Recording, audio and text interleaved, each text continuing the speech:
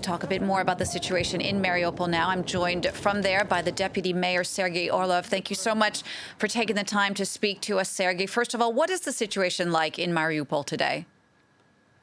The situation, good morning. The situation in Mariupol from humanitarian side becomes worse and worse. So people do not have any access for new supplement of food, medicine, sanitary, and so on. They have lack of water, and the situation comes worse each hour, each day.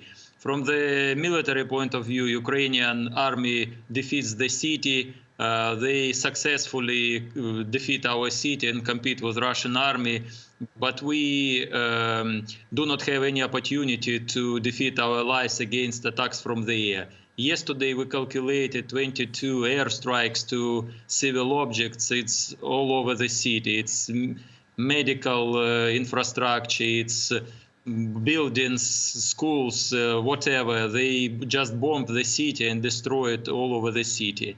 And as you mentioned, yesterday we had some opportunity, first opportunity to evacuate some citizens on their private cars in the direction to Zaporizhia.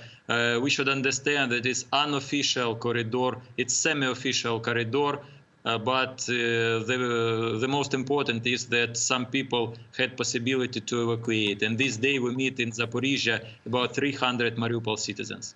Now, as you said, though, for the situation for people still inside Mariupol, things are truly desperate. And there is another attempt that is due to get underway today to deliver these supplies to civilians who are still trapped inside. Now, there's a senior presidential aide from Ukraine who said that Russia yesterday blocked that humanitarian aid convoy. Are you seeing any sign that that aid could get into your city today? We should understand that today is 11th day when we attempt to reach trucks with humanitarian goods and our buses to evacuate citizens. And this is 4th day when our convoy is on the way. So we hope, do the best and pray that today it will be possible. All 3 days before it is blocked by Russian army. They do not allow to reach a city, although this our convoy humanitarian column in about 60 kilometers from Mariupol, and it's ready to reach Mariupol and to give some humanitarian foods and help and to evacuate about 3,000 citizens, but Russia does not allow. You mentioned these unofficial humanitarian corridors that helped those 160 cars get out of Mariupol yesterday. Are people starting to be able to leave today in the other sense?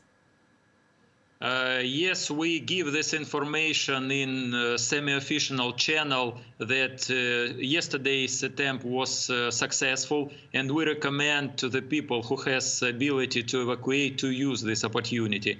But we should understand that there is no diesel and gasoline in Mariupol. A lot of roads are bombed, and it does not possible to move in all the direction. But anyway, for our civilians who have car and possibility, we strongly recommend to use this opportunity. But we should understand that 100 to 200 cars per day, and the number will decrease because private cars are bombed and shelled by Russian artillery.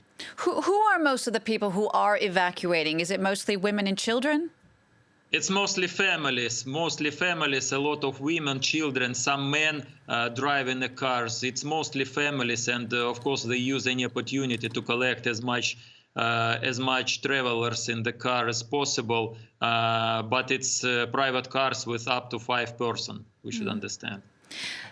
Now, as you were saying, civilians have been trapped there in Mariupol for more than 2 weeks, living without heat, very little food and water. How are people surviving?